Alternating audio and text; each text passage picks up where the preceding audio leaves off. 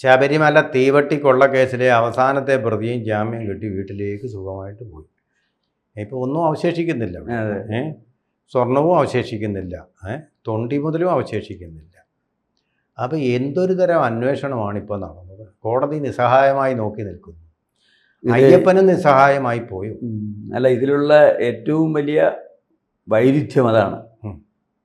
വലിയ പ്രതീക്ഷകൾ നൽകി കോടതിയുടെ മേൽനോട്ടത്തിൽ നടക്കുന്ന അന്വേഷണം, നിങ്ങളാരും ഒന്നും വിഷമിക്കേണ്ട, എല്ലാം കോടതിയുടെ മേൽനോട്ടത്തിലാണ്, എല്ലാം ശരിയാവുന്നു പറഞ്ഞ കോടതിയുടെ അവസ്ഥ ഇപ്പോൾ സാധാരണക്കാരനായ ഒരാളിൻ്റെ, മലയാളിയുടേക്കാൾ ദയനീയമായ അവസ്ഥയാണ്.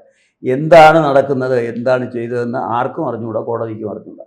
ഇപ്പൊ കോടതി ഈ കാര്യത്തിൽ അഭിപ്രായങ്ങളൊന്നും പറയാറുമില്ല. ശ്രദ്ധിച്ചിട്ടുണ്ടോ? ആദ്യം വലിയ അതാണ് ഞാൻ പറഞ്ഞു, ആദ്യം ഭയങ്കര ആവശ്യം, നിങ്ങൾക്ക് ഒരു മനപ്രയാസത്തിൻ്റെയും കാര്യമില്ല, വിശ്വാസികൾ ഭയപ്പെടണ്ട എന്നൊക്കെ പറഞ്ഞ കോടതി മിണ്ടാതിരിക്കുന്നു. NSSന്റെ മാർപ്പാപ്പ സുകുമാരൻ നായർ ഇത് തന്നെ പറഞ്ഞു, ശരിയായ വിധത്തിൽ നടക്കും. ഇപ്പൊ അനക്കമില്ല.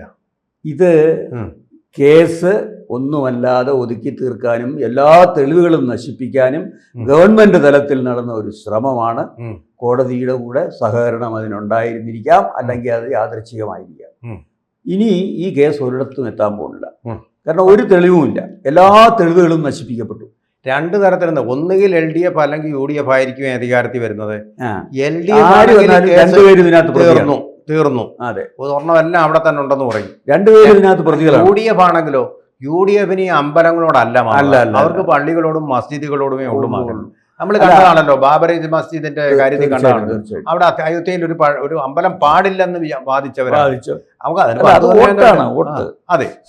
അപ്പൊ അങ്ങനെയുള്ള ഒരു പാർട്ടി ഇതിൽ ആത്മാർത്ഥ കാണിക്കാൻ ചുമ്മാ അഭിനയിച്ച് കാണിക്കും. അത്രേ ഉള്ളൂ. ഞങ്ങൾ നിങ്ങളുടെ കൂടെ ആണെന്ന് പറഞ്ഞ്. അല്ല, ഇതില് ഈ കേസില് ഇനിയിപ്പോ ഒരു 1, 2, 3 ചിലപ്പോ 6 മാസത്തിനുള്ളിൽ ഒരു FIR സമർപ്പിച്ചെന്ന് വരാം കോടതിയിൽ.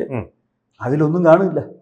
കാരണം ഒരാളെ പ്രതിയാക്കി ചൂണ്ടിക്കാണാൻ തക്കവണ്ണമുള്ള എന്തെങ്കിലും ഒരു തെളിവ് സമാഹരിക്കാൻ ഇവർക്ക് പ്രത്യേക അന്വേഷണ സംഘത്തിന് കഴിഞ്ഞിട്ടില്ല. എന്തെങ്കിലും ഉണ്ടെങ്കിൽ അതെല്ലാം നശിപ്പിക്കപ്പെടുകയും ചെയ്യും.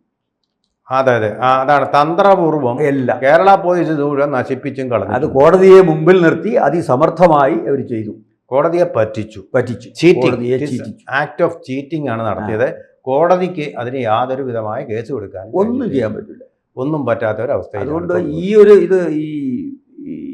ഈ അറസ്റ്റ് ചെയ്യപ്പെട്ട പ്രതികളെന്ന് സംശയിക്കുന്ന ആളുകൾക്കെല്ലാം ഇതിനകത്ത് പങ്കുണ്ടെന്നുള്ളത് പകൽ പോലെ വ്യക്തമാണ്. അത് തന്നെയല്ല, ആദ്യം പത്മകുമാർ ഒരു വെളുക്കെ ഒരു ചിരി ചിരിച്ചു അറസ്റ്റ് ചെയ്തുകൊണ്ട്. ആ ചിരിയുടെ അർത്ഥം ഇപ്പൊ പിടികിട്ടി. അത് ബുദ്ധന്റെ ചിരി പോലെയും വ്യാസന്റെ ചിരി പോലെയുമുള്ള അർത്ഥവത്തായിട്ടുള്ള ഒരു ചിരിയാണ്.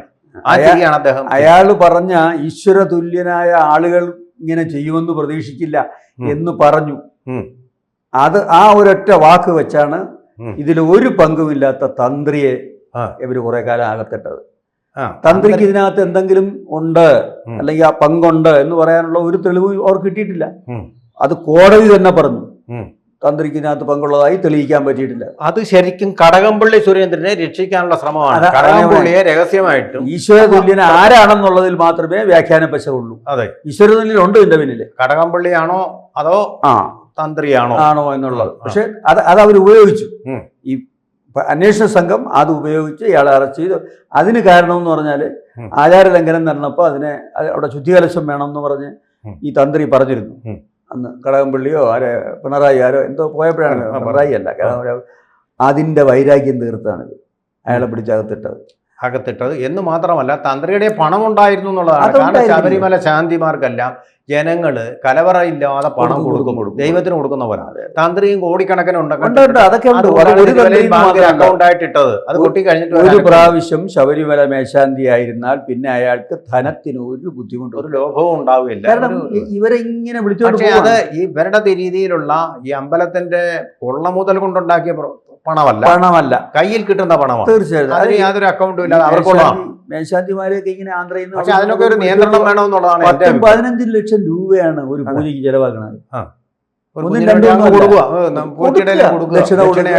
സാധനങ്ങൾ വാങ്ങിക്കാൻ ദൈവപ്രതി അത്രയും കൂടും. അതിർവരമ്പ് വയ്ക്കണമെന്നുള്ളതാണ്. ഇതൊക്കെ വേണ്ടതാണ് എന്ന് മാത്രമല്ല, ഈ അമ്പലങ്ങളുടെയും ആരാധനാലയങ്ങളുടെ മൊത്തം പേരിലുള്ള എല്ലാ ചൂഷണങ്ങളും നിർത്താൻ നിയമം മൂലം നിർത്തണം. പാണ്ഡമാർ ഇവിടെ മാത്രമല്ല നമ്പൂരി, ഇതിനേക്കാൾ ഭയങ്കരമാണ് പാണ്ഡമാരെന്ന് പറഞ്ഞു. തിരുപ്പതി ഈ കാളികട്ട് ക്ഷേത്രത്തിലൊക്കെ പാണ്ഡമാർ പിടിച്ചു വാങ്ങിക്കുക, പിടിച്ചുറിക്കാരാണ് അവര്. അത് നിർത്തിക്കണം. ഇഷ്ടംപോലെ ഇതുപോലെ ദേവസ്ഥാനങ്ങളിൽ ഇങ്ങനെ പണത്തിന് വേണ്ടി ആർത്തി കാണിക്കുന്നവരെ അടുപ്പിക്കാൻ പാടില്ല. തിരുപ്പതി എന്താണ് നടക്കുന്നത്? അത് അവിടെ അങ്ങനെ തന്നെയാണ്. തിരുപ്പതിയില് അത് മാത്രമല്ല, അവിടെ അത്ഭുതം തോന്നും നമുക്ക്.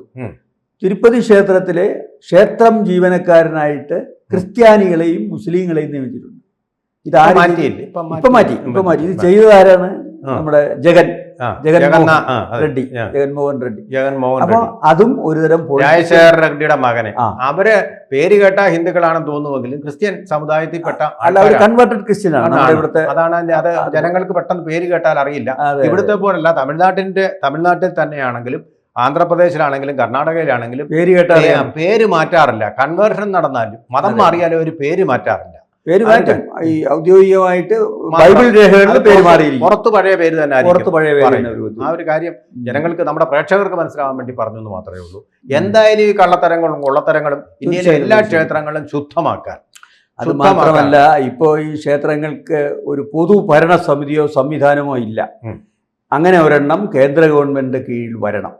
അത് ചെറിയ ക്ഷേത്രമായ ഏതെങ്കിലും ഒരു കൊച്ചു ക്ഷേത്രം തൊട്ട് നമ്മളറ്റം വരെ തിരുപ്പതിയും ശബരിമലയും ഒക്കെ ഉൾപ്പെടുന്ന എല്ലാ ക്ഷേത്രങ്ങളും അത്തരം ഒരു ഭരണസമിതിയുടെ കീഴിൽ വരികയും ഗവൺമെന്റിന് നേരിട്ട് നിയന്ത്രണം ഉണ്ടാവുകയും വേണം.